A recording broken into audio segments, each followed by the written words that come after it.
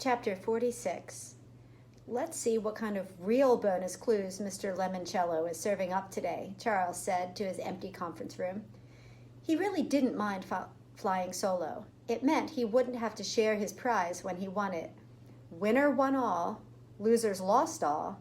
That was just the way the world rolled. And Charles knew he would win. After all, he was at Chiltington. They never lost. Even if he had wasted his question about the mixed-up files book. Turned out that Mr. Lemoncello was just a sentimental sap like Kyle Keeley.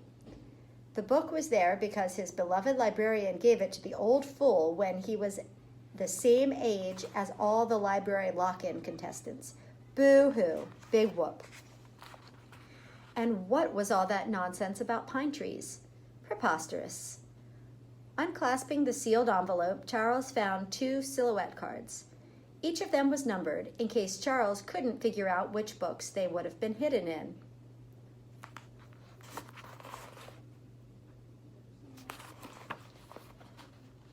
Babied, Charles wondered. No, crawled. He examined the second free card. 3 dinners, 3 couples, a restaurant. This one was difficult. Charles decided to put the 2 new pieces into the puzzle to see if their meanings would become clearer. Charles was missing only one clue, but he had everything else. You can walk out the way blank, crawled in past restaurant. No, that didn't make sense. In fact, all he was really certain about were the first 2 lines. You can walk out the way. The way what? Past the restaurant? The Book Nook Cafe? And what about the image of the football player? It came from the Johnny Unitas book. Maybe Johnny Unitas, who had played football back when Mr. Lemoncello was Charles's age, had owned a restaurant? Perhaps a popular national chain? If so, there might have been one in Alexandriaville.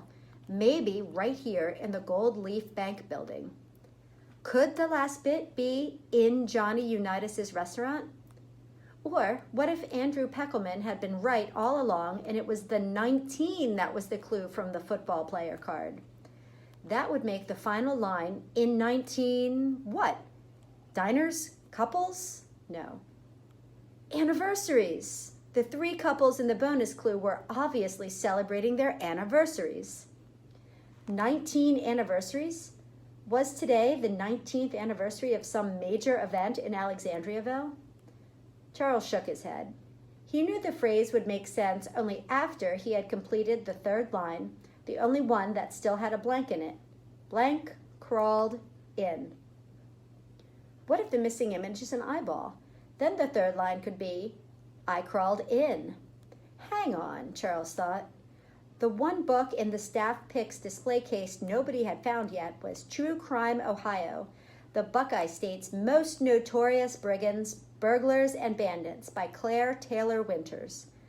The last image was going to be a criminal of some sort. That one single missing book might tell Charles who had crawled into the bank and, more importantly, where they had crawled in. Was this the 19th anniversary of a famous bank robbery? Charles realized he needed help. It was time to use his Ask an Expert. That made him laugh because Charles knew the top library expert in all of America, maybe the world.